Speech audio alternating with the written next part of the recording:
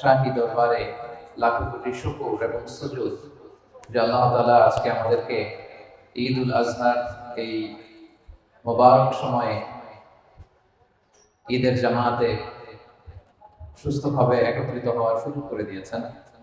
আমরা সবাই তার শাহী দরবারে শুকরিয়া জ্ঞাপন করছি। আমরা পড়ছি কালিমাতুশ শুকর, আলহামদুলিল্লাহ। সবাই আওয়াজ করে পড়ুন, রব্বানা লাকাল হামদ হামদান কাসীরান তাইয়িবান মুবারাকান ফীহি ইয়া রাব্বি লাকাল হামদু কামা ইয়ানবাগি লিজালালি ওয়াজহিকা ওয়া আযীম সুলতানিকা লাকাল হামদু বিল ঈমান লাকাল হামদু বিল ইসলাম লাকাল হামদু বিল কুরআন। আমরা সবাই প্রশংসা করলাম কার? সব সময় প্রশংসা করব কার? প্রশংসা করলে লাভ না লস? প্রশংসা কি কম কম না বেশি বেশি? বেশি বেশি প্রশংসা করতে রাজি আছেন সবাই? আল্লাহ তাআলা আমাদেরকে তৌফিক দান করুন। আমরা আল্লাহ রাব্বুল ইজ্জত ওয়াল জালালের দরবারে শুকরিয়া জ্ঞাপনের পাশাপাশি আজকের ক্যাম্পিং এর এই কমিউনিটিকে শুকরিয়া জানাতে চাই। এবং এখানে যে একটা সূরা আছে, সূরা সম্মানিত ইমাম সাহেব, এই সূরার অর্গানাইজিং কমিটি, আজকের ঈদ উল আজহা জামাতের যারা অর্গানাইজিং কমিটি, আমার প্রিয় ভলান্টিয়ার্স ভাইরা এবং যারা উপস্থিত হয়েছে, আপনাদের সবাইকে জানাচ্ছি পবিত্র ঈদ উল আজহার আন্তরিক শুভেচ্ছা। ঈদ মুবারক। তাকাব্বালাল্লাহু মিন্না ওয়া মিনকুম সালিহাল আমাল। সম্মানিত ভাইরা, প্রবাস জীবনে যেখানে আমাদের বাবা নেই, মা নেই, ভাই নেই, বোন নেই, এরকম একটি দেশে, এরকম একটি পরিবেশে আমরা যখন ঈদের জামাতে একত্রিত হই, আমরা অত্যন্ত উচ্ছ্বসিত হই, আনন্দিত হই, ঠিক কিনা? আমরা আল্লাহর দরবারে শুকরিয়া আদায় করছি যে এরকম চমৎকার গোছালো একটি ঈদের প্রোগ্রাম এখানে আয়োজন করা হয়েছে, আলহামদুলিল্লাহ। প্রিয় ভাইরা, আজকের এই যে গ্যাদারিং, এটা শুধু ক্যাম্পিংয়েই হচ্ছে নাকি নাকি সারা বিশ্বব্যাপী হচ্ছে? গোটা বিশ্বব্যাপী আজকে আনন্দের জোয়ার।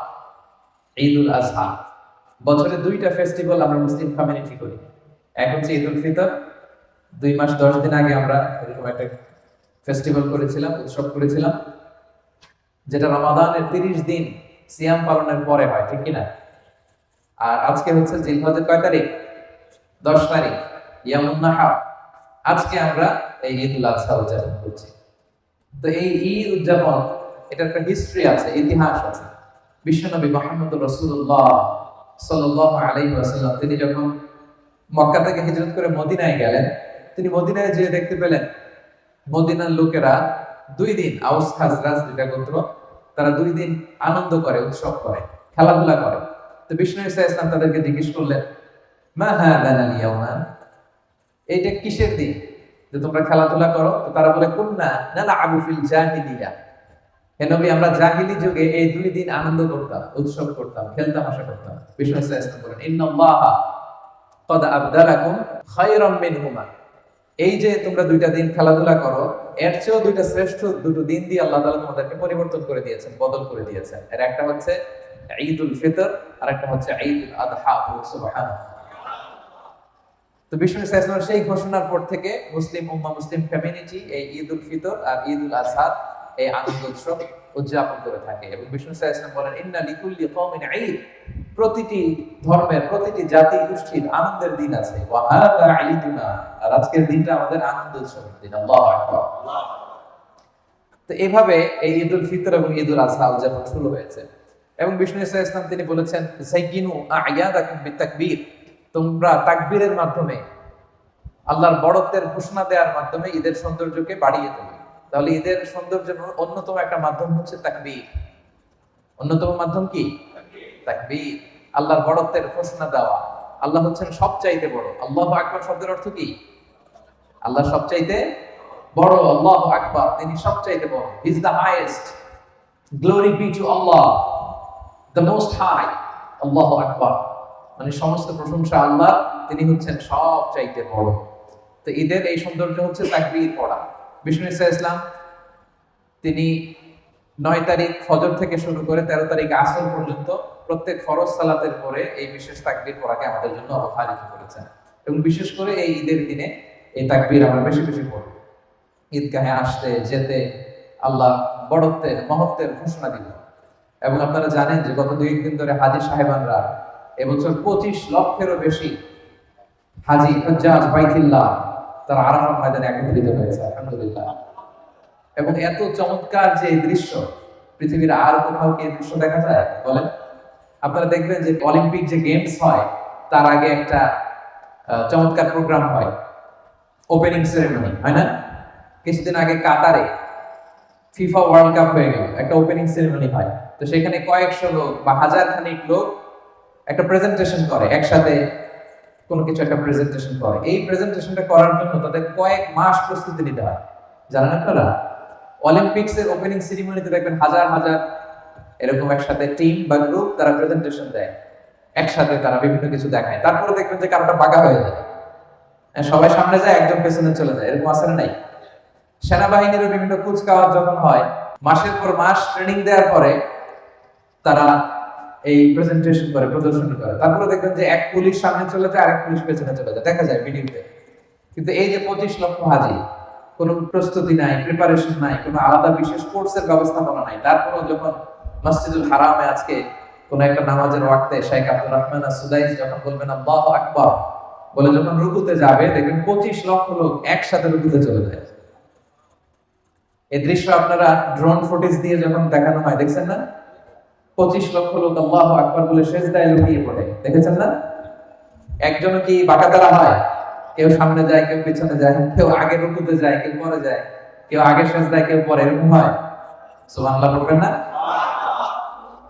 গোটা বিশ্বের সবচাইতে বড় গ্যাদারিং এটা, the biggest gathering in the world. পৃথিবীতে হজের চাইতে বড় কোনো গ্যাদারিং আর হয় না। 25 লক্ষ হাজী তারা সেখানে আল্লাহর বড়ত্বের ঘোষণা দেয়। সেজন্য বিষ্ণু ইসলাম বলেছেন, সাইয়িনু আ'য়াদাকুম বিতাকবীর, তোমরা তাকবীর দেওয়ার মাধ্যমে ঈদের সৌন্দর্যকে বাড়াও। আমরা এখন তাকবীর করব, আমার সাথে সাথে সবাই আওয়াজ করে পড়ুন, আল্লাহু আকবার, আল্লাহু আকবার, আল্লাহু আকবার, লা ইলাহা ইল্লাল্লাহ, আল্লাহু আকবার, আল্লাহু আকবার, ওয়া লিল্লাহিল হামদ, আল্লাহু আকবার, আল্লাহু আকবার, আল্লাহু আকবার, লা ইলাহা ইল্লাল্লাহ, আল্লাহু আকবার, আল্লাহু আকবার, ওয়া লিল্লাহিল হামদ, আল্লাহু আকবার, আল্লাহু আকবার, আল্লাহু আকবার, লা ইলাহা ইল্লাল্লাহ, আল্লাহু আকবার, আল্লাহু আকবার, ওয়া লিল্লাহিল হামদ। বড়ত্ব একটা সত্তার জন্য, তিনি কে? আল্লাহ। এই তাকবীরের মধ্যে দিয়ে এই ঘোষণাটাই দেয়া হয়। সম্মানিত ভাইরা, এই ঈদুল আজহার সাথে সম্পৃক্ত হচ্ছে হজ এবং কুরবানি। হজ এবং কুরবানি, এবং হজ এবং কুরবানির যত বিধান, এটা একটা ফ্যামিলির সমস্ত কার্যক্রমের স্মৃতিচারণ। মনোযোগ দিয়ে শুনবেন, একটা ফ্যামিলির সকল কাজের স্মৃতিচারণ মূলত হজ এবং উমরা। এটা হচ্ছে সাইয়েদনা ইব্রাহিম আলাইহিস সালামের ফ্যামিলি। সুবহানাল্লাহ। এরকম ফ্যামিলি আমরাও চাই কি চাই না? বলেন, আমাদের ফ্যামিলিও সাইয়েদনা ইব্রাহিম আলাইহিস সালামের ফ্যামিলির মতো হোক, আমরা চাই কি চাই না? কি বরকতময় ফ্যামিলি, সুবহানাল্লাহ। সাইয়েদনা ইব্রাহিম আলাইহিস সালাম স্বামী, স্ত্রী হচ্ছেন হাজরা, যাকে আমরা বিবি হাজেরা বলি বাংলায়। বাংলায় আমরা কি বলি? বিবি হাজেরা। আর ওনাদের সন্তান হচ্ছে সাইয়েদনা ইসমাঈল আলাইহিস সালাম। তিনজনের ফ্যামিলি। কয়জনের? ওনাদের পা জমিনের যেখানে লেগেছে সে জায়গাটাই বরকতময় করে দিয়েছে কে? দেখেন, সাইয়েদনা ইব্রাহিম আলাইহিস সালামকে আল্লাহ তাআলা বললেন, হে ইব্রাহিম, ওয়াআযিন ফিন নাস বিল হজ ইয়াতুকা রিজালান ওয়া আলা কুল্লি দামিরি ইয়াতিনা মিন কুল্লি ফাজ্জিন আমীক। হে ইব্রাহিম, তুমি কাবা ঘর নির্মাণ করো, তারপরে আযান দাও। সাইয়েদনা ইব্রাহিম আলাইহিস সালাম এবং সাইয়েদনা ইসমাঈল আলাইহিস সালাম বাপ বেটা মিলে তারা কি করলেন? কাবা ঘর নির্মাণ করলেন। আর কেউ নাই ওখানে, বাবা আর ছেলে। সাইয়েদনা ইসমাঈল আলাইহিস সালাম পাথর এনে দেয়, সাইয়েদনা ইব্রাহিম আলাইহিস সালাম পাথর দিয়ে আল্লাহর ঘর নির্মাণ করলেন। পড়েন সুবহানাল্লাহ। এরপর আল্লাহ তাআলা বললেন, তাহহিরা বাইতিয়া লিত-তাইফিনা ওয়াল আকিফিনা ওয়াল রুকআইস সুজুদ। ইব্রাহিম ইসমাঈল, আমার বান্দাদের জন্য কাবা আঙিনা ঝাড়ু দাও। সাইয়েদনা ইব্রাহিম আলাইহিস সালাম কাবা ঘর ঝাড়ু দিলেন। আপনারা মসজিদ ঝাড়ু দিবেন, মসজিদ পরিষ্কার করবেন, এতে অন্তর পরিচ্ছন্ন হয়। এই যে আপনাদের এখানে সূরা আছে না, সূরার নাম কি? হ্যাঁ, এই যে আল আকসা মসজিদের সাথে আপনারা সবসময় নিজেদেরকে সম্পৃক্ত রাখবেন, মসজিদ পরিষ্কার পরিচ্ছন্ন রাখবেন। এটা সাইয়েদনা ইব্রাহিম আলাইহিস সালামের সুন্নাত। সুবহানাল্লাহ। মসজিদেরি ঝাড়ু বারদার ও কমারে হাত, শোনো আমার মুনাজাত, শোনো শোনো ইয়া ইলাহি আমার মুনাজাত, শোনো আমার মুনাজাত। পড়েন আমিন। সাইয়েদনা ইব্রাহিম, সাইয়েদনা ইসমাঈল নিজ হাতে কাবা ঝাড়ু দিয়েছেন, কাবা তৈরি করলেন। আল্লাহ বললেন আযিন, ইব্রাহিম এবার আযান দাও, হজের ঘোষণা দাও। সাইয়েদনা ইব্রাহিম আলাইহিস সালাম বললেন আল্লাহ আযানটা কারে দিব? আযান মানে ঘোষণা।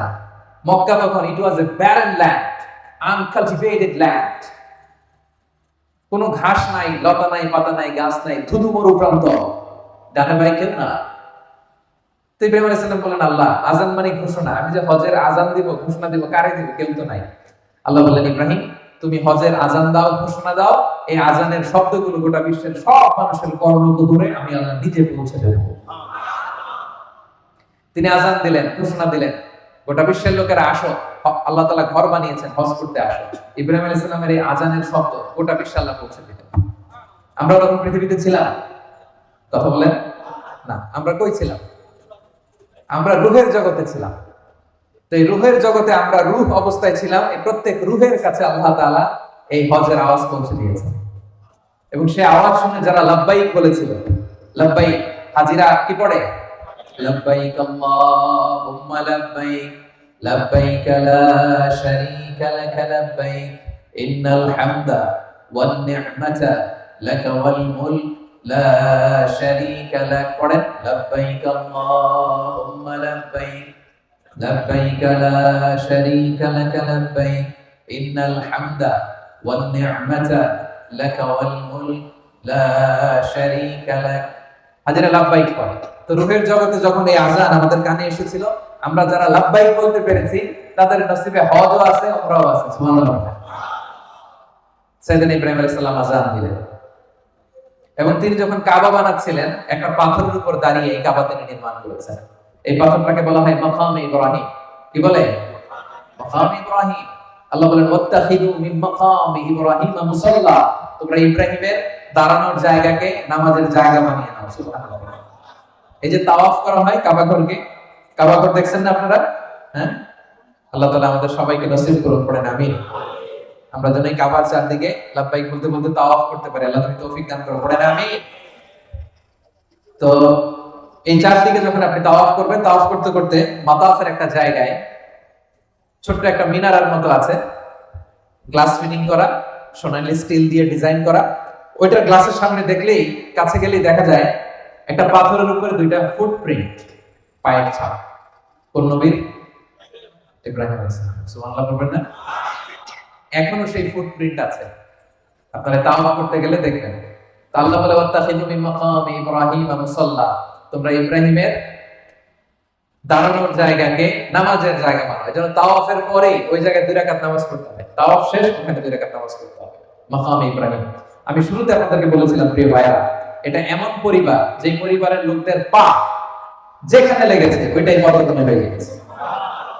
সাইয়েদনা ইব্রাহিম আলাইহিস সালাম ওনার পা লেগেছে এখানে, এটা হয়ে গেছে মাকামে ইব্রাহিম। এটা হয়ে গেছে কি? মাকামে ইব্রাহিম। এবার দেখি ওনার স্ত্রী হাজার, বিবি হাজেরার পা কোথায় লাগছে? আল্লাহু আকবার। সাইয়েদনা ইব্রাহিম আলাইহিস সালামের শেষ কালে আল্লাহ তাআলা ওনাকে একটা সন্তান দিলেন, ইসমাঈল আলাইহিস সালাম। শেষ বয়সে সন্তান দিলেন, নাকি আদরের সন্তান, মায়ের সন্তান। আল্লাহ তাআলা বললেন ইব্রাহিম যাও, তোমার স্ত্রী হাজেরা আর এই সন্তান, আদরের সন্তান ইসমাঈলকে মক্কার ধুধু মরু প্রান্তরে রেখে আসো। কোথায়? মরু প্রান্তরে। আল্লাহ বলতে দেরি, ইব্রাহিম আলাইহিস সালামের মুখ দিয়ে দ্বিতীয় কোনো কথা নাই। এই ফ্যামিলিটা এমন, আল্লাহর আদেশ আসা মাত্রই এটা ইমপ্লিমেন্ট, বাস্তবায়ন।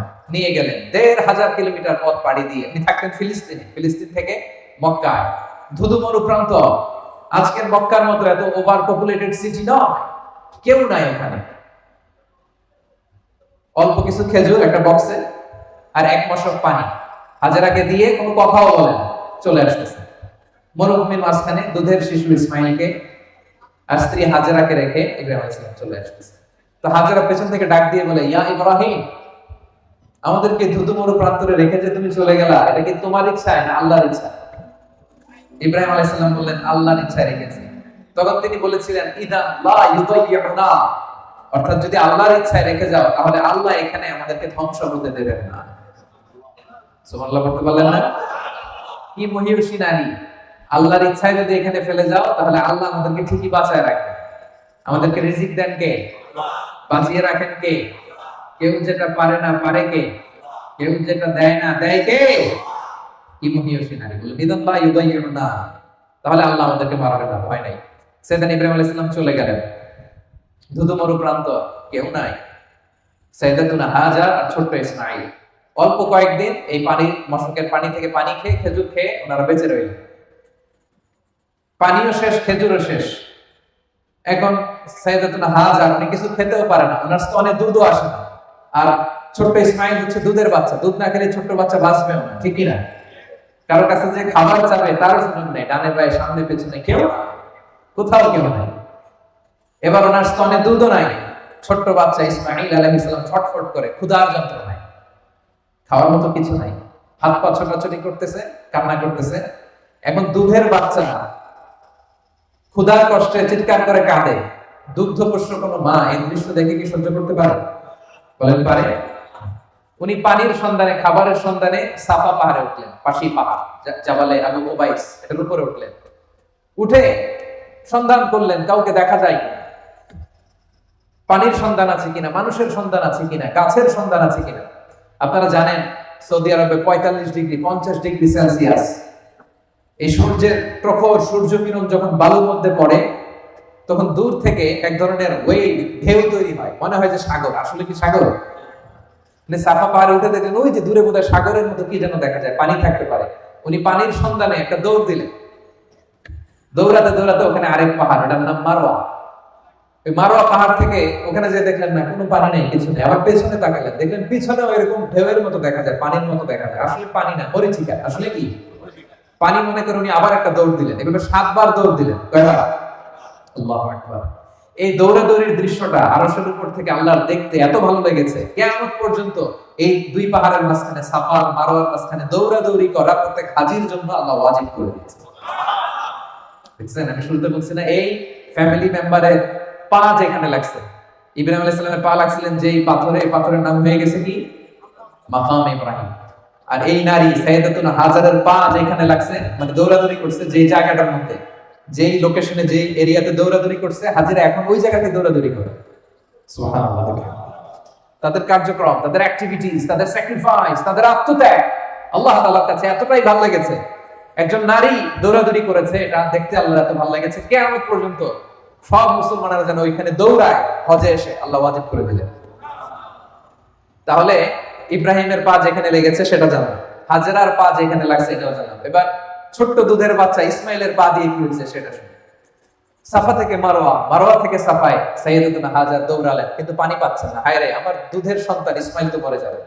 তিনি দৌড়ে আসলেন, দৌড়ে এসে দেখে আজীব তামাশা, আল্লাহর কি কারিশমা!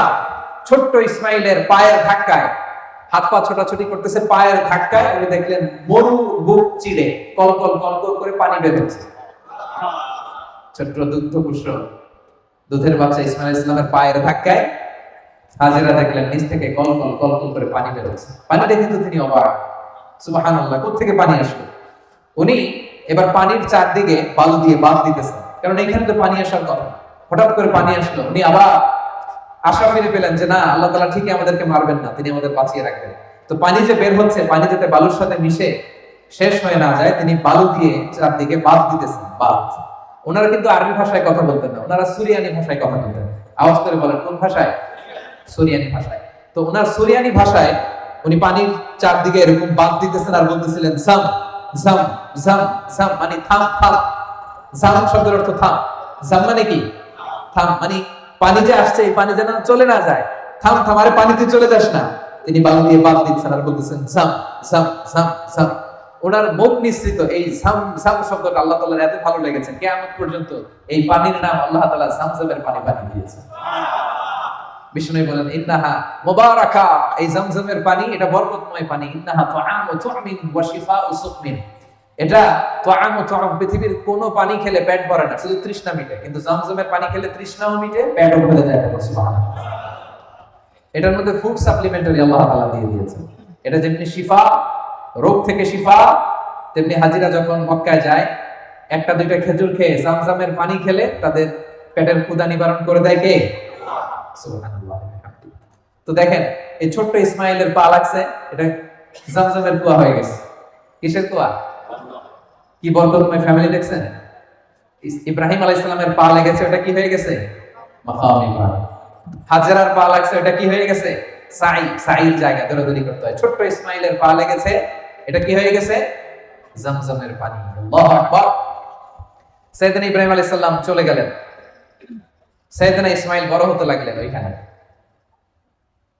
এই জামজামের পানি যখন বেরোতে লাগলো, পাশ দিয়ে একটা গোত্র যাচ্ছিল যেটার নাম জুরহুম গোত্র। জুরহুম, তারা এই কাফেলা যখন যাচ্ছে, মরুভূমিতে যখন আরব কাফেলাগুলো চলতো, তারা পাখি খুঁজতো। পাখি মরুভূমির মাঝখানে কি খুঁজতো? কারণ পাখি আছে যেখানে, পানি আছে সেখানে। তারা হঠাৎ দেখে মক্কার এদিকে শুধু পাখি। তারা অবাক, কাফেলার সবাই বলে মক্কার এই এরিয়াতে কখনো পাখি দেখি না, কারণ এখানে তো পানিই নাই। জেনারেশন টু জেনারেশন আমাদের পূর্ব বাপদাদাদের কাছে শুনেছি মক্কার এখানে কোনো পানি নেই। ঘটনা কি? পাখি আসলে কোত্থেকে এখানে পাখি দেখা যায়? হঠাৎ তারা গেল, যে দেখে আল্লাহু আকবার, এখানে পানির উৎস চলে এসেছে, কুয়া, জামজামের কুয়া। আর এখানে একজন মা আর ছোট্ট একটা সন্তান। তো তাদের মধ্যে, তারা তো ছিল আরবি ভাষাভাষীর লোক, তাদের মধ্যে থেকে একজন দোভাষী যে সুরিয়ানি ভাষায় কথা বলতে পারে, হাজেরার কাছে যেয়ে বলল, আমরা এই কুয়া থেকে পানি পান করতে চাই, যদি আপনি অনুমতি দেন। আম্মাজান হাজেরা বললেন, ঠিক আছে, আসেন, কুয়ার পানি পান করেন, তবে এটার মালিকানা থাকবে আমার। The ownership should be mine. সুবহানাল্লাহ। কি নারী দেখছেন, কি বুদ্ধিমতী। বলতেছে আসেন, পুরো কাফেলা এসে পানি খান, সমস্যা নাই, কিন্তু এই কুয়ার মালিকানা থাকবে কার হাতে? আমার। এই জুরহুম গোত্র এখানে থাকতে আরম্ভ করলো। এই জুরহুম গোত্র থেকে সাইয়েদনা ইসমাঈল আলাইহিস সালাম আরবি ভাষা শিখেছে। সুবহানাল্লাহ। জুরহুম গোত্র থাকতে আরম্ভ করলেন, এখানে একটা জনবসতি তৈরি হলো, সিভিলাইজেশন তৈরি হলো, সভ্যতা তৈরি হলো, সভ্যতার বিনির্মাণ শুরু হলো। আল্লাহু আকবার। লোকজন থাকতে আরম্ভ করলো এই জামজামের কূপকে কেন্দ্র করে, সেখানে সিভিলাইজেশন গড়ে ওঠে। ছোট্ট দুধের শিশু ইসমাঈল জুরহুম গোত্রের ছোট্ট ছেলে মেয়েদের সাথে খেলাধুলা করে, আস্তে আস্তে আরবি শিখতে শিখতে বড় হতে লাগলো। ছোট্ট বাচ্চা হাঁটতে পারে, দৌড়াতে পারে। এরকম যখন বয়স, আল্লাহ তাআলার আদেশে সাইয়েদনা ইব্রাহিম আলাইহিস সালাম আবার সে ফিলিস্তিন থেকে মক্কায় আসলেন। এসে অনেকদিন পরে স্ত্রীর সাথে দেখা, ছোট্ট শিশু ইসমাঈলের সাথে দেখা। ভালোবাসায় টইটুম্বু, ভালোবাসা রাখার আর জায়গা নাই। ছেলেকে এত মায়া লাগে। আপনার ছোট্ট ছেলে যখন 10-12 বছর বয়স, মায়া লাগে না? আদর লাগে না অনেক? তো আল্লাহ তাআলা এবার পরীক্ষা করতে চাইলেন সাইয়েদনা ইব্রাহিমকে, দেখি যে তোমার হৃদয়ের ভেতরে, তোমার কলিজার টুকরা ইসমাঈলের ভালোবাসা বেশি নাকি আমি আল্লাহর ভালোবাসা বেশি? সুবহানাল্লাহ। এবার আল্লাহ তাআলা আদেশ করলেন, ইব্রাহিম, তোমার হৃদয়ে সবচেয়ে প্রিয় যে জিনিসটা, সেটাকে তুমি আমার রাহে কুরবানি দাও। সাইয়েদনা ইব্রাহিম দেখলেন আমার হৃদয়ে ইসমাঈলের চেয়ে প্রিয় কিছু নাই। যে আয়াত দিয়ে শুরু করেছিলাম কেমনের ভাইরা, ফালাম্মা বালাগা মা'আহু সা'য়া ক্বালা ইয়া বুনাইয়া ইন্নী আরা ফিল মানামি আন্নী আযবাহু। সাইয়েদনা ইব্রাহিম আলাইহিস সালাম এবার ছোট্ট ছেলে ইসমাঈলের সাথে কনসালটেশন করছেন, পরামর্শ। ফ্যামিলিতে পরামর্শ করবেন, নিজে নিজে সব সিদ্ধান্ত নেবেন না। সাইয়েদনা ইব্রাহিম আলাইহিস সালামের ফ্যামিলি থেকে এটা আমাদের জন্য শিক্ষা, যে পরামর্শ করতে হয়। ছেলেকে ডেকে বললেন, ইয়া বুনাইয়া ইন্নী আরা ফিল মানামি আন্নী আযবাহু, ইসমাঈল, আমি স্বপ্নে দেখেছি যে আমি তোমাকে আযবাহু, আমি তোমাকে জবাই করছি, কুরবানি করছি। ফানজুর মাযা তারা, what's your opinion about it, তোমার মতামত কি বল? দেখেন ছোট্ট ইসমাঈল কি উত্তর দিয়েছিলেন। তিনি বলেছেন, ইয়া আবাতি ফাআল মা তুমার সাতাজিদুনি ইনশাআল্লাহু মিনাস সাবিরিন। বাবা, আপনি যা স্বপ্নে দেখেছেন, যেটা আপনাকে আদেশ করা হয়েছে, ওইটাই করুন। অচিরে আপনি আমাকে ধৈর্যশীলদের অন্তর্ভুক্ত পাবেন। সুবহানাল্লাহ। ছোট্ট বাচ্চা, আমি যদি আমার সন্তানকে বলি যে বাবা অথবা মা, আমি স্বপ্নে দেখেছি তোমাকে জবাই করব, কুরবানি করব, আমাদের ছেলেমেয়েরা কি বলবে বলেন? হ্যাঁ, পালাবে। একজন বলতেছে পালাবে। আল্লাহু আকবার। এই ফ্যামিলি যেন তো কোনো ফ্যামিলি নয়, পৃথিবীর সবচেয়ে বরকতময় ফ্যামিলি। আল্লাহু আকবার। এই যে হাজী সাহেবেরা এখন দৌড়ায়, আমি তো হজ উমরা দুটোই করেছি। আম্মাজান হাজেরা যে দৌড়িয়েছিলেন, ওই জায়গাটা আর এখনকার জায়গা একরকম নয়। এখন ওখানে এয়ার কন্ডিশন করা, নিচে টাইলস করা, সাফা থেকে মারা হয় টাইলস করা, এয়ার কন্ডিশন, আরামের জায়গা। উনি যখন দৌড়াইছিলেন, you have to go back to the history, একটু ফ্ল্যাশ ব্যাক করতে হবে আপনাকে, ফিরে যেতে হবে 5,000 বছর আগের সেই ধুধুমরু প্রান্ত। স্বামী নাই, মানুষ নাই, কেউ নাই, ছোট্ট বাচ্চাকে মরুভূমির বালুর মধ্যে রেখে ওই নারী যে দৌড়াদৌড়ি করছিলেন আর আমাদের দৌড়াদৌড়ি এটা এক না। সুবহানাল্লাহ বলেন। কেউ নাই সাহায্য করার। ছোট্ট ইসমাইল পাথর এনে দিয়েছিলেন, ইব্রাহিম আলাইহিস সালাম কাবা বানাইছিলেন। ওই সময়ের কাজ আর এখনকার স্যাক্রিফাইস এটা এক নয়। ছোট্ট ছেলে ইসমাইল বললেন, ইয়া আবাতি ফাআল মা তুমা সাতাজিদুনি ইনশাআল্লাহ মিনাস সাবিরিন। বাবা, আপনি যেমনটা আদিষ্ট হয়েছেন তাই করেন, অচিরেই আপনি আমাকে ধৈর্যশীলদের অন্তর্ভুক্ত পাবেন। সুবহানাল্লাহ, সুবহানাল্লাহ। কি সাহসী উচ্চারণ, কি সাহসী উচ্চারণ! ইসমাঈল আলাইহিস সালামের এই নমুনা আমাদের ছেলে মেয়েদের জন্য আদর্শ। আমরা কি আমাদের ছেলে মেয়েদেরকে এইভাবে গড়ে তুলতে পেরেছি? বিবি হাজেরা আমাদের স্ত্রীদের জন্য আদর্শ, সাইয়েদনা ইব্রাহিম আলাইহিস সালাম আমাদের জন্য আদর্শ। আমরা কি তাদের মতো এরকম স্যাক্রিফাইসিং মেন্টালিটি হতে পেরেছি প্রিয় ভাইরা? This is the question today. ছেলেও রাজি হয়ে গেল, বাবাও রাজি হয়ে গেল, নিয়ে গেলেন মিনা প্রান্তরে। যাওয়ার সময় শয়তান এসে ইব্রাহিমকে টেম্পটেশন করে, ইব্রাহিম এই কাজ করো না, তোমার ছেলে মারা যাবে। ইসমাইলকে এসে বলে, ইসমাইল যেও না, ফিনকি দিয়ে রক্ত বেরোবে। ওনারা ফিরেও তাকায় নাই, ওনারা পাথর নিয়ে শয়তানের দিকে ছুঁড়ে মেরেছে। তিন জায়গায় শয়তান এসে টেম্পটেশন দিয়েছে, ধোঁকা দিয়েছে। 3 জায়গায় তারা শয়তানকে পাথর ছুঁড়ে মেরেছে। এই পাথর ছুঁড়ে মারার দৃশ্য, throwing the pebbles, throwing the Stones, এই দৃশ্য আল্লাহর কাছে এত ভালো লেগেছে। এই 3 জায়গায় কিয়ামত পর্যন্ত পাথর মারা হাজীদের জন্য আল্লাহ তাআলা হাজীদের উপর ওয়াজিব করে দিয়েছেন। জামরায়ে কুবরা, উসতা, সুগরা, এই 3টা জামারাতে, 3টা নিশানাতে পাথর মারা লাগে। 3 সাথে 21টা, আর ইয়ামুন নাহারে আরো 7টা। তো এই পাথর মারাকে আল্লাহ তাআলা ওয়াজিব করে দিয়েছেন। শুরুতে বলেছিলাম যে হজ এবং কুরবানির যত বিধান সব এই ফ্যামিলির স্মৃতিচারণ। এই ফ্যামিলি যা যা করছে এটা রেপুটেশন, কিয়ামত পর্যন্ত এই স্মৃতিকে অব্যাহত রাখবে কে? সাইয়েদনা ইসমাঈল আলাইহিস সালামকে শুইয়ে দেয়া হলো। উনি বললেন, আব্বা আপনি কিভাবে আমাকে জবাই করবেন? আপনার তো কষ্ট লেগে যাবে, আপনি চোখ বেঁধে নেন, আপনি চোখে কাপড় বেঁধে নেন, আমাকে উল্টো করে শুইয়ে দিয়ে আপনি জবাই করেন। উনি চোখ বেঁধে নিলেন, ছুরি হাতে নিলেন, জবাই করতে যাবেন আল্লাহু আকবার বলে জবাই করতে যাবেন নিজের ছেলেকে। আসলে এতটুকু দেখাই আল্লাহ তাআলার উদ্দেশ্য ছিল, ঠিক কি না? সাইয়েদনা ইসমাঈল আলাইহিস সালাম জবাই হয়ে যাক, এটা কি আল্লাহ চেয়েছিলেন? উনি জবাই হলে চলবে কি করে? কারণ ওনার বংশেই আসবে আখিরি জামানার পয়গম্বর বিশ্বনবী মুহাম্মদুর রাসূলুল্লাহ সাল্লাল্লাহু আলাইহি ওয়াসাল্লাম। ওনাকে তো জবাই হতে আল্লাহ দিবেন না, ঠিক কি না? ছোট্ট ছেলেকে শুইয়ে উনি জবাই করতে যাবেন। সাইয়েদনা জিবরাইল আলাইহিস সালাম জান্নাত থেকে একটা বকরি নিয়ে আসলেন। ইব্রাহিম আলাইহিস সালাম মনে করতেছেন উনি ইসমাইলকেই জবাই করতেছেন। চোখ বন্ধ করে উনি আল্লাহু আকবার বলে জবাই করতেছেন।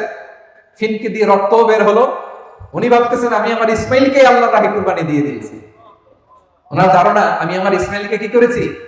কুরবানি দিয়েছি। কিন্তু চোখ খুলে দেখে ইসমাইল আলাইহিস সালাম বসে হাসছেন, আর এই পাশে জান্নাত থেকে পাঠানো বকরি কুরবানি হয়ে গিয়েছে। পড়েন আল্লাহু আকবার।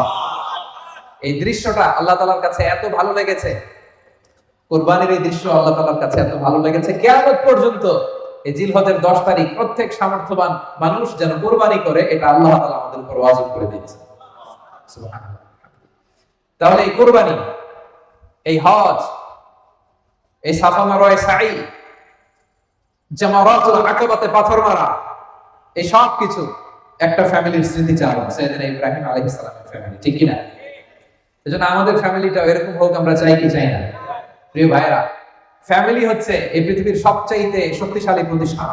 পৃথিবীর সব জায়গায় যদি ইবাদত বন্ধ হয়ে যায়, আমরা ফ্যামিলির ভিতরে ইবাদতের চর্চা রাখার সুযোগ আছে না নাই? বাইরে নামাজ পড়া যায় না, বাইরে ইসলামের আলোচনা করা যায় না, বাইরে এটা করা যায় না, ওইটা করা যায় না, কিন্তু আমাদের ফ্যামিলির ভিতরে সুযোগ আছে না নাই? এই জন্য আমাদের ফ্যামিলি নামক প্রতিষ্ঠানটাকে যেন আমরা শক্তিশালী করি। আমরা নিজেরা যেন নামাজি হই, আমাদের স্ত্রীদেরকে যেন নামাজি বানাই, আমার সন্তানদেরকে যেন নামাজি বানাই। আমরা নিজেরা যেন সাইয়েদনা ইব্রাহিম আলাইহিস সালামের মতো স্যাক্রিফাইসের মেন্টালিটি রাখি। আমাদের স্ত্রীরা যেন হাজেরা আলাইহিস সালামের মতো এরকম স্যাক্রিফাইসিং মেন্টালিটি রাখে। আমাদের সন্তানরা যেন সাইয়েদনা ইসমাঈল আলাইহিস সালামের মতো এরকম শারদুল হয়ে ওঠে, ইসলামের পক্ষের শক্তি হয়ে ওঠে, নওজোয়ান হয়ে ওঠে, ঠিক কি না? এরকম ফ্যামিলি আমাদের থাকার দরকার আছে না নাই? আমরা যেন আমাদের ফ্যামিলির খোঁজ খবর নেই। যখনই দেশে ফোন দিবেন, টাকা পাঠান, টাকা দিয়ে কি করে খোঁজ খবর নেন। ঠিক তেমনি ভাবে আপনার স্ত্রী পর্দা করে কিনা, কোথায় যায়, এটা খোঁজ খবর নিতে হবে, ঠিক কিনা? আমার কলেজার টুকরা সন্তান স্কুলে যায় কিনা, খেলো কিনা, ঈদের জামা কিনলো কিনা, এই প্রশ্নটা যখন বাসায় করবেন, ও নামাজ পড়লো কিনা, এটাও জিজ্ঞেস করার দরকার আছে না নাই? বিষ্ণু ইসা ইসলাম বলেছেন, মুনুসিবিয়ানাকুম বিসসালাতি ওয়া হুম সাব'উ সিনিন, 7 বছর বয়সে তোমার কলেজার টুকরা সন্তানকে নামাজের আদেশ দাও। ওয়াদরিবুহুম আলাইহা ওয়া হুম আবনাউ 10 সিনিন, আর তাদের সাথে রূঢ় আচরণ করো, কঠিন আচরণ করো, প্রয়োজনে প্রহার করো যখন তাদের বয়স হয়ে যায় 10 বছর হয়ে গেলে নামাজের ক্ষেত্রে আর কোনো ছাড় নাই। আমরা যেন ফ্যামিলির খোঁজ খবর নেই। যারা আপনারা কুরবানি করছেন, আল্লাহ তাআলা আপনাদের সকলের কুরবানিকে কবুল করে নেন। আজকের দিনে বিষ্ণু ইসা ইসলাম বলেছেন, ঈদের নামাজের পরে সবচেয়ে আল্লাহ তাআলার কাছে প্রিয় ইবাদত হচ্ছে প্রাণীর রক্ত প্রবাহিত করে দেওয়া। এবং বিষ্ণু ইসা ইসলাম বলেছেন, কিয়ামতের দিন এই প্রাণী তার শিং, তার চামড়া, তার পশম নিয়ে বিশাল সওয়াবের পাহাড় হয়ে দাঁড়াবে। আল্লাহু আকবার। এজন্য হুজ্জাজ বাইতুল্লাহ যারা হজে আছেন, আল্লাহ তাআলা তাদের হজকে কবুল করুন। আমরা যারা কুরবানি করছি, আল্লাহ তাআলা আমাদের কুরবানিকে কবুল করুন। আরাফার দিনকে কেন্দ্র করে আমরা যে রোজা রেখেছি, আল্লাহ তাআলা এই রোজাকে কবুল করুন। এবং 9 জিলহজ অর্থাৎ গতকাল ফজর থেকে শুরু করে 13 জিলহজ আসর পর্যন্ত আমরা যে তাকবীর পাঠ করেছি, এই তাকবীরগুলোকে আল্লাহ তাআলা কবুল করুন। গোটা বিশ্বে আল্লাহ তাআলা মুসলিমদের জন্য শান্তির ফয়সালা করুন। প্রিয় ভাইরা, এই কুরবানি এটা হতে হবে হালাল উপার্জন থেকে। আল্লাহ তাআলা ইন্নামা ইয়াতাকাব্বালুল্লাহু মিনাল মুত্তাকিন, তিনি শুধু মুত্তাকিদের পক্ষ থেকে কবুল করেন, হালাল থেকে তিনি কবুল করেন। হারাম দিয়ে বিশাল 5 লক্ষ টাকা দিয়ে আপনি হাটের সবচাইতে বড় গরুটা কুরবানি করেছেন, ওই কুরবানি কোশ্চিনকাল আল্লাহ তাআলার দরবারে কবুল হবে। আর সামান্য কিছু অর্থের মালিক আপনি, একা একটা কুরবানি দেওয়ার সক্ষমতা নাই। ভাইরে, 7 জন মিলে ভাগে কুরবানি দিবেন, ওইটা আল্লাহর আরশে আগে কবুল হয়ে যাবে। এজন্য আমরা সবসময় হালালের সাথে থাকি। কিসের সাথে? হালালের সাথে। হারামের সাথে আমাদের কোনো সম্পর্ক নাই। হালাল থেকে অল্প দান করলো এটাকে কবুল করে কে? আর হারাম থেকে কোটি কোটি টাকা দান করলো সে দান আল্লাহর দরবারে কবুল হয় না। আমরা আজকে অনেক বড় একটা প্রোগ্রামে একত্রিত হওয়ার সুযোগ আল্লাহ তাআলা আমাদেরকে করে দিয়েছে। আপনাদের প্রত্যেকের কাছে আমার বিনীত অনুরোধ, আমরা প্রবাস জীবনে আমরা যেন মিলেমিশে একসাথে থাকি, আমরা যেন ভ্রাতৃত্বের বন্ধনে অটুট থাকি। এই যে আপনাদের সূরাও, এই সূরাওকে কেন্দ্র করে আপনারা হাতে হাত রেখে কাঁধে কাঁধ মিলিয়ে সব ভালো কাজগুলো একসাথে আঞ্জাম দিবেন। ওয়া তাআওয়ানু আলাল বিররি ওয়াত তাকওয়া ওয়া লা তাআওয়ানু আলাল ইসমি ওয়াল উদওয়ান। তোমরা ভালো কাজে একে অপরকে সহযোগিতা করো, পাপের কাজে কেউ কাউকে সহযোগিতা করবে না। ভালো কাজ হলে ওখানে আমরা যাব, কেমনের ভাইরা কি বলে, ওখানে আমরা অর্থ ব্যয় করব, ওখানে আমরা শ্রম দিয়ে সহযোগিতা করব। রাজি আছেন তো? আপনারা সবসময় ঐক্যবদ্ধ সংঘবদ্ধ জীবন যাপন করতে রাজি আছেন তো? আলহামদুলিল্লাহ। পরিষ্কার পরিচ্ছন্নতা ঈমানের অঙ্গ। আমরা যেন পরিষ্কার পরিচ্ছন্ন থাকি। আমরা প্রায় যেখানে থাকি ওই জায়গাটা গুছিয়ে রাখি না।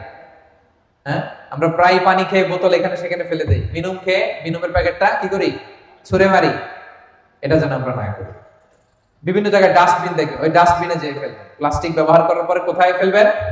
ডাস্টবিনে ফেলবেন। স্মার্টলি দেশের বাইরে চলাফেরা করার চেষ্টা করবেন। বাঙালি দেখে বলে যেন গালি না দেয়, কি বলেন? হ্যাঁ, আর আপনি হচ্ছেন রেমিটেন্স ফাইটার। আপনার পাঠানো রেমিটেন্স আমাদের বাংলাদেশের অর্থনীতি সচল থাকে। বুক টান টান করে হাঁটবেন, হ্যাঁ, আর বস্তা করে টাকা নিয়ে দেশে যাবেন। কি বলেন, পারা যাবে তো? ইনশাআল্লাহ বলেন। আর এখানকার যে রুলস এন্ড রেগুলেশন আছে, মালয়েশিয়ার rules and regulation of Malaysia, এটা মেনে চলবেন। দেশের বাইরে আমাদের একটাই পরিচয়, আমরা প্রবাসী বাংলাদেশি মুসলমান। এখানে বিএনপি নাই, আওয়ামী লীগ নাই, জামাত ইসলাম নাই, জাতীয় পার্টি নাই, কোনো দল নিয়ে মারামারি নাই, ঠিক কিনা? এখানে আমরা প্রবাসী বাংলাদেশি মুসলমান। রাজি আছেন তো সবাই? ইনশাআল্লাহ বিইذنিল্লাহ। সম্মানিত ভাইরা, ঈদের সালাত আমাদের একেবারেই কাছে চলে এসেছে। এই ঈদুল আজহার শিক্ষা হচ্ছে আমাদের সবকিছু হবে আল্লাহ তাআলার জন্য। সাইয়েদনা ইব্রাহিম আলাইহিস সালাম, সাইয়েদাতুনা হাজা, সাইয়েদনা ইসমাঈল আলাইহিস সালাম, ওনারা ওনাদের সব কাজ যেমনি আল্লাহ তাআলার জন্য করেছেন, ঈদুল আজহার প্রকৃত শিক্ষাই এটা। কুল ইন্না সলাতি ওয়া নুসুকি ওয়া মাহইয়ায়া ওয়া মামাতি লিল্লাহি রাব্বিল আলামিন। আল্লাহ বলেন, বলো তোমার সালাত, তোমার কুরবানি, তোমার জীবন, তোমার মরণ, আমাদের সবকিছুই এক মহান সত্তার জন্য। আওয়াজ করে বলুন তো, তিনি কে? আল্লাহ। সবকিছু করবো আমরা আল্লাহ তাআলার খুশির জন্য। সম্মানিত ভাইরা, আর মাত্র 3 মিনিট বাকি আছে। আমি এখনই ঈদুল আজহার নামাজের পদ্ধতি আপনাদেরকে জানিয়ে দিচ্ছি। যেহেতু বছর ঘুরে মাত্র 2টি ঈদ, ঈদুল ফিতর আর ঈদুল আজহা, অনেক সময় নামাজগুলোতে আমাদের প্যাচ লেগে যায়, ঠিক কিনা? খুব সহজ, আমরা ঈদুল আজহার সালাতে অতিরিক্ত 6টা তাকবীর দিব। আপনারা একটু মনোযোগ দিয়ে শুনলে নামাজ আর ভুল হবে না ইনশাআল্লাহ। আপনাদের যে প্যাচ লেগে যায় এটা ছুটে যাবে, কনফিউশন আর থাকবে না ইনশাআল্লাহ বিইذنিল্লাহ। ঈদের সালাত 2 রাকাত, কয় রাকাত? 2 রাকাত। ঈদের সালাত পড়া ওয়াজিব। এই নামাজে কোনো আযানও নাই, কোনো ইকামত নাই। আমরা ডাইরেক্টলি দাঁড়িয়ে কাতার সোজা করে নামাজ শুরু করে দেব ইনশাআল্লাহ। অতিরিক্ত 6টা তাকবীর দিতে হয়। কয়টা? প্রথমে আমরা তাকবীরে তাহরিমে বেদে নামাজ শুরু করব, এরপরে সানা পড়ব, সানা পড়ার পরে অতিরিক্ত 3টা তাকবীর পড়ব। হানাফি মাযহাবের সিস্টেমে আমরা পড়ব। মালয়েশিয়াতে দেখবেন যে অতিরিক্ত 12টা দেয়, 13টা দেয়, আমরা 6টা দিব। সানা পড়ার পরে আমরা অতিরিক্ত 3টা তাকবীর দিব, আল্লাহু আকবার, আল্লাহু আকবার, আল্লাহু আকবার। প্রত্যেক তাকবীর দিয়ে হাত ছেড়ে দিব, শেষ তাকবীরে হাত বেঁধে ফেলব। এরপরে আমরা সূরা ফাতিহা পড়ব, সূরা ফাতিহার সাথে একটা সূরা মিলাবো। এরপরে রুকুতে যাব, সিজদায় যাব। প্রথম রাকাত শেষ, দ্বিতীয় রাকাতের জন্য দাঁড়াবো। দাঁড়িয়ে সূরা ফাতিহা পড়ব, ফাতিহার সাথে আরেকটা সূরা মিলাবো। এরপরে রুকুতে যাওয়ার আগে অতিরিক্ত 3টা তাকবীর দিব, আল্লাহু আকবার, আল্লাহু আকবার, আল্লাহু আকবার। 3টা তাকবীর দেওয়া শেষ, আল্লাহু আকবার বলে রুকুতে চলে যাব। রুকু সিজদা নামাজ শেষ। ক্লিয়ার হয়েছে না সবার কাছে? খুব সহজ। আবার আমি বলি, ঈদের সালাত 2 রাকাত, অতিরিক্ত 6টা তাকবীর দিতে হয়। প্রথম রাকাতে তাকবীরে তাহরিমা বাঁধার পরে আল্লাহু আকবার বলার পরে আমরা সানা পড়ব। সানার পরে আমরা 3টা অতিরিক্ত তাকবীর দিব, আল্লাহু আকবার, আল্লাহু আকবার, আল্লাহু আকবার। এরপর আমরা সূরা ফাতিহা আর একটা সূরা পড়ে রুকু সিজদা দিয়ে প্রথম রাকাত শেষ। দ্বিতীয় রাকাতে দাঁড়িয়ে আমরা প্রথমেই সূরা ফাতিহা পড়ে ফেলবো, সাথে আরেকটা সূরা পড়ে ফেলবো। এরপর রুকুতে যাওয়ার আগে দ্বিতীয় রাকাতে কয়টা অতিরিক্ত তাকবীর দিব? 3টা তাকবীর দিয়ে রুকুতে যাব, সিজদায় যাব, নামাজ শেষ। নামাজের পরে আমরা 2টা খুতবা দিব। এরপরে আমরা সবাই সম্মিলিত দোয়া করার মধ্য দিয়ে আজকের ঈদুল আজহার জামাত শেষ করবো ইনশাআল্লাহ বিইذনিল্লাহ। আল্লাহ তাআলা আমাদের সবাইকে কথাগুলো বুঝা ও আমল করার তৌফিক দান করুন। হাদা মা ইনদি ওয়াল ইলমু ইনদাল্লাহ আলাইহি তাওয়াক্কালতু ওয়া ইলাইহি উনীব। ওয়াসসালামু আলাইকুম ওয়া রাহমাতুল্লাহি তাআলা ওয়া বারাকাতুহু।